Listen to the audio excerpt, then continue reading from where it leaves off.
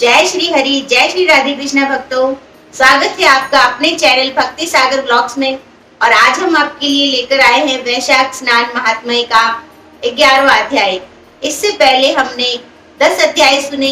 यदि आपने वो अध्याय नहीं सुने हैं तो आप हमारे चैनल पर जाकर उन अध्यायों को सुन सकते हैं। आज हम करेंगे अध्याय 11, जिसमें हम आपको बताएंगे राजा कीर्तिमान और धर्मराज यम के युद्ध की कथा। इस अद्भुत कथा को सुनने के लिए आप हमारे साथ अंत तक बने रहें और साथ ही आप हमारे चैनल पर यदि पहली बार आए हैं तो चैनल को सब्सक्राइब करके बेल आइकन का बटन जरूर दबाएं, जिससे आगे आने वाले सभी व्रत त्योहार की धार्मिक नोटिफिकेशन की जानकारी सबसे पहले आपको मिल सके। तो चलिए शुरुआत करते हैं। बोलिए वैशाख माता की जय।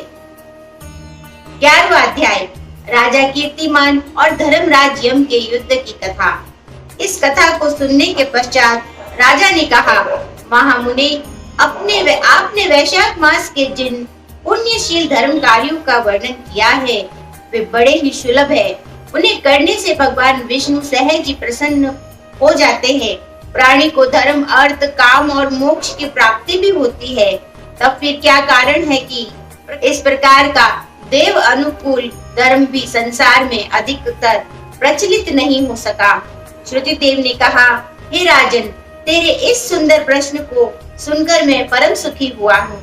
अन्य धर्म तो संसार में विख्यात है, परंतु वैशाख मास के धर्म कार्य प्रख्यात नहीं है। इसका सहज उत्तर सुनो। इस संसार में पुत्र, पौत्र, संतान तथा अन्य सुखों की आकांक्षा रखने वाले अनेकानेक प्राणी हैं। उनमें से अधिकांश राजसी और तामसी प्रवृत्ति वाले हैं। भगवान विष्णु को सात्विक प्रवृत्ति प्रिय है। जो प्राणी इच्छा रहित सात्विक धर्म की प्राप्ति द्वारा भगवान विष्णु को प्रसन्न करने की कामना करते हैं, वे इस वैशाख मास का सेवन करते हैं। इस पुण्यशील धर्म को प्राणी क्यों छिपाए रखते हैं, उस रहस्य को सुनो। एक समय पुण्यशील काशीपुरी में राजा नरक का पुत्र सार्वभौम तथा महा यशस्वी हुआ। उसका नाम कीर्तिमान था। वह अपनी इंद्रियों पर अंकुश रखने वाला, क्रोध को नष्ट करने वाला, ब्राह्मणों को आदर करने वाला तथा धर्म का पालन करने वाला था। समस्त राजाओं में उत्तम। और वह राजा एक दिन जब शिकार के लिए वन में जा रहा था तो मार्ग में उसने यह देखा कि महर्षि वशिष्ठ के शिष्य कहीं जल दान के हेतु प्याऊ लगा रहे हैं, कहीं विश्राम हेतु छायादार मंडप बना रहे हैं, कहीं कुओं और तालाबों का जल निर्माण बनाने की इच्छा से उनका उदाव कर रहे हैं, तो कहीं छत्री दान कर रहे हैं और कहीं तांबुल दे रहे हैं, कहीं विश्राम करते हुए पथिकों पर पवन रुला रहे हैं, कहीं शीतलता के कारण सुगंधित पुष्प दे रहे हैं, तो कहीं नेत्रों में कपूर लगा रहे हैं। इस भांति नाना उपायों द्वारा लोगों की सेवा कर रहे हैं। उस शिष्य के मंडली को यह सब कार्य करते हुए देखकर राजा ने उनसे पूछा, हे कुमारों, तुम लोग कौन हो और इस प्रकार के कार्य किस लिए कर रहे हो? यह सुनकर वे बोले, हे नृपश्रेष्ठ, हम महर्षि वशिष्ठ के शिष्य हैं। गुरु जी की आज्ञा से ही हम इन सब कार्यों को कर रहे हैं। ये कर्म, धर्म, अर्थ और काम की साधना के साथ ही मोक्ष को भी प्रदान करने वाले हैं। इन कार्यों में जो विषय फल प्राप्त होता है उसके विषय में तुम जानकर गुरुदेव से पूछो। उनके इन वचनों को सुनकर राजा वशिष्ठ के आश्रम में गया। राजा को अपने आश्रम में आया हुआ देख वशिष्ठ जी ने उसका समुचित आदर किया तथा उचित सम्मान देकर बैठाया। तब राजा ने वशिष्ठ जी को प्रणाम करके अत्यंत विनय पूर्वक कहा, हे महामुनि, मैंने मार्ग में आपके शिष्यों को उत्तम कार्यों में लगा देखा है। उन शुभ कार्यों को देखने से मन में प्रसन्नता होती है। मैंने उनसे जानना चाहा कि इन कृत्यों से किस फल की प्राप्ति होती है और तब उन्होंने दया करके मुझे आपके पास भेज दिया। अब आप कृपा करके ये बताएं कि इन कार्यों के द्वारा प्राणी को किस फल की प्राप्ति होती है। इस समय मैं इन श्रेष्ठ कार्यों के उत्तम रहस्य को जानने की इच्छा से ही यहाँ आया हूँ। और यह सुन प्रसन्न होकर महर्षि वशिष्ठ ने कहा, हे राजन, मैं तुम्हारी धर्म में रुचि जानकर बहुत ही प्रसन्न हूँ और तुम इस गुप्त रहस्य को अवश्य सुनो। वैशाख मास परम पुनीत मास है। इसका सेवन करने से भगवान विष्णु बहुत प्रसन्न होते हैं। जो प्राणी धर्म में प्रीति रखते हो उन्हें इस धर्मशील मास का सेवन अवश्य ही करना चाहिए। वैशाख मास का सेवन करने वाले प्राणी को प्रातः ब्रह्म मुहूर्त में सैया त्याग देनी चाहिए तथा स्नान करके शरीर को शुद्ध करना चाहिए। फिर प्रसन्न चित्त होकर भगवान विष्णु की प्रसन्नता हेतु उनका विधिवत पूजन करें। प्राणी को अपनी सामर्थ्य के अनुसार दान करना चाहिए तथा ब्राह्मणों की सेवा भी करनी चाहिए। ऐसा करने से भगवान श्री हरि का चराचर जगत के स्वामी हैं, अति प्रसन्न होते हैं। इसलिए हे राजन, तुम इस वैशाख मास का पालन उत्तम रीति से करो। अपनी प्रजा की भलाई के लिए उससे भी ऐसा करने को कहो। जो प्रजाजन इस परम पुनीत वैशाख मास का सेवन न करे उसे दंड भी दे सकते हो। मुनि के इन वचनों को सुनकर तथा धर्म के उस श्रेष्ठ मर्म को जानकर राजा मन ही मन अत्यंत प्रसन्न होकर अपने घर को लौट आया। फिर उसने भगवान केशव के चरण हृदय में धारण किए और प्रभु से प्रीति करता हुआ अपने राज्य का पालन करने लगा। जब वैशाख मास आने को हुआ तो राजा ने अपने संपूर्ण राज्य में यह ढिंढोरा पिटवा दिया कि 8 वर्षों से 80 वर्ष तक का कोई भी पुरुष, स्त्री अथवा बालक यदि रोगी नहीं है, वह यदि मेष संक्रांति में सूर्योदय से पहले ही स्नान करके वैशाख मास के उत्तम धर्म का पालन नहीं करेगा तो उसे चोर को दी जाने वाली यातनाएं दी जाएगी एवं राज्य के बाहर निकाल दिया जाएगा। उसने धर्म का उपदेश करने के लिए प्रत्येक गांव में एक एक ब्राह्मण भेजा तथा धर्म का पालन न करने वालों को सजा देने के लिए 10-10 सैनिक भी नियुक्त किए। इस प्रकार उस राजा के संपूर्ण राज्य में धर्म का पूरी तरह विस्तार होने लगा। बाहरी राज्यों के लोग भी धर्म पालन करने की इच्छा से उसके राज्य में आकर बसने लगे।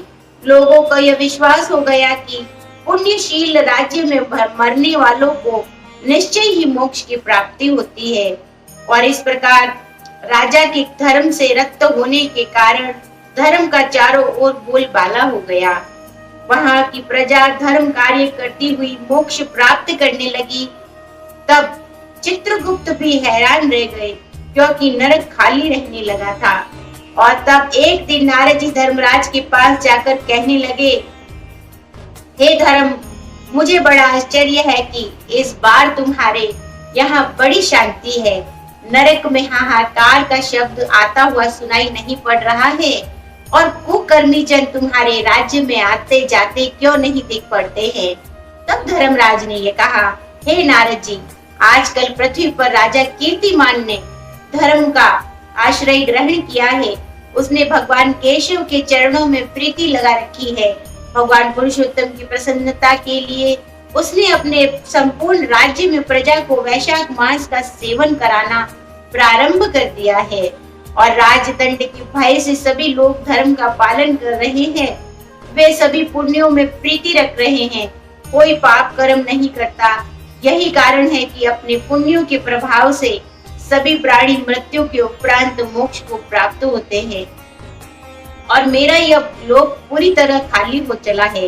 वैशाख धर्म सेवन करने के कारण प्राणी ब्रह्म हत्या सरी के महाभयानक पापों से भी मुक्त हो जाते हैं। अतः अब मैंने यह निश्चय किया है कि मैं इस महाप्रतापी राजा से जाकर युद्ध करूं और यदि उसमें राजा को जीत सकने में असमर्थ रहा तो भगवान ब्रह्मा के पास जाकर अपनी व्यथा वर्णन करूंगा, अन्यथा उसे मार ही डालूंगा। इस प्रकार नारद जी को अपने मन का सारा हाल कहकर यमराज ने जरा, रोग, व्याधि, मृत्यु आदि महाबली अनुचरों सहित महापराक्रमी अपने यमदूतों को साथ लिया। स्वयं भी यमदंड को हाथ में ले भैंसे पर सवार होकर अपनी सेना के साथ पृथ्वी पर जा पहुंचा।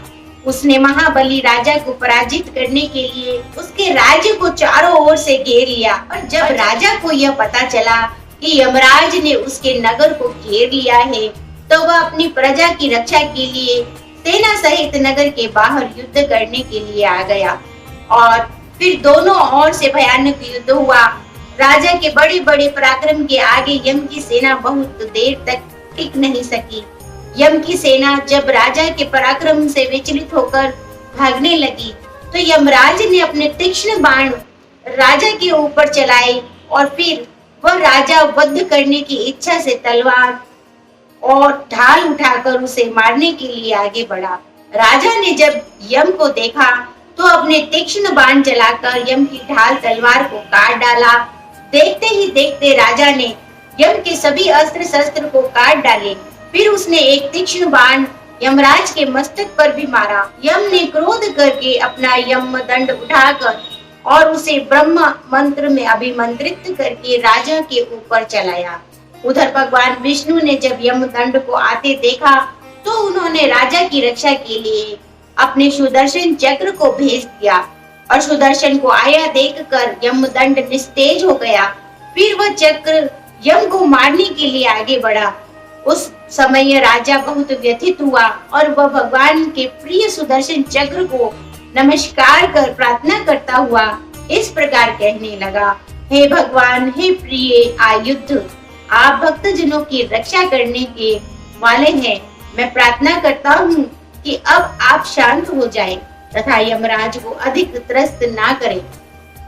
इस प्रार्थना को सुनकर सुदर्शन चक्र विष्णु लोक को वापस चला गया और यमराज उदास होकर भगवान ब्रह्मा के पास पहुँचे, जहाँ लोकपाल, दिक्पाल आदि बैठे हुए उपासना कर रहे थे। ब्रह्मा जी के सम्मुख वेद पुराण आदि शरीर धारण किए बैठे थे। यदि वृक्ष आदि भी शरीर धारण किए हुए खड़े थे। वापी, कूप, तालाब, पर्वत सभी शरीर सहित उपस्थित थे। दिन, रात, पक्ष, माक्ष, कल्प, काष्ठा, निमेष, ऋतु, अयन, संकल्प, विकल्प, निमेष, उन्मेष, रस्य, योग्य, करण, पूर्णिमा, अमावस्या, दुख, सुख, भय, लाभ, हानि, जय, पराजय, सतोगुण, रजोगुण और तमोगुण, शांत, दृढ़, अतिपूर्ण, प्राकृतिक विकार, कफ, वात, पित्त आदि सभी चराचर मूर्तिमान होकर भगवान ब्रह्मा जी के सम्मुख खड़े थे। तब चतुरानन के चरणों में साष्टांग नमस्कार करने के उपरांत यमराज ने अपने नेत्रों में अश्रु वर्षा करते हुए विलाप करना प्रारंभ कर दिया। यमराज की उस दशा को देखकर ब्रह्मा जी की सभा में उपस्थित सभी लोग महान आश्चर्य करने लगे। सबने मन ही मन विचारा कि यह यम जिसे पल भर का भी अवकाश नहीं मिलता, आज इस प्रकार से दीन होकर क्यों खड़ा है। यम के वस्त्र फटे थे, शरीर की कांति नष्ट हो चुकी थी और चित्रगुप्त भी उसके पीछे उदास खड़ा हुआ था। फिर यम ने बड़ी कठिनता से कहना शुरू किया, हे कमलासन, हे प्रभु, अब आप मेरे पद की मर्यादा लोप हुई जाने। मेरी बहुत ही दुर्गति हुई है, मेरे वस्त्र आदि छीने जा चुके हैं। आपके रहते हुए मैं महान दुर्गति को प्राप्त। यमराज की बातों को सुनकर सभी सभासद बेहाल हो गए। तब पवन ने भगवान ब्रह्मा के मन का आशय जानकर यम को उठकर अच्छे आसन पर बैठाया और कहा, हे यम, तुम्हारी यह गति किसने की है? तुम सबके पिता कुशकेतु के सम्मुख अपने मन का सारा हाल कहो, तुम्हारा कलेश निश्चय ही दूर होगा। तब पवन की बात को मानकर यम कुशकेतु के सम्मुख गया और बड़े ही विनीत स्वर से अपने साथ बीती हुई सभी घटनाओं को सत्य सत्य बताने लगा। तो यहाँ पर ये पवन पुनीत महात्म्य समाप्त होता है। इसके आगे का अध्याय हम अगले वीडियो में सुनेंगे। तो यदि आपने अभी तक हमारे चैनल को सब्सक्राइब नहीं किया है तो झट से सब्सक्राइब कर लीजिए ताकि अगले वीडियो का नोटिफिकेशन सबसे पहले आपको मिल सके। ये रहे श्री हरि की कृपा और वैशाख माता की कृपा आपके और आपके परिवार पर बनी रहे। इसी मंगल कामना के साथ मिलते हैं हमारे अगले वीडियो में अगली जानकारी के साथ। तब तक के लिए जय श्री हरि, राधे राधे।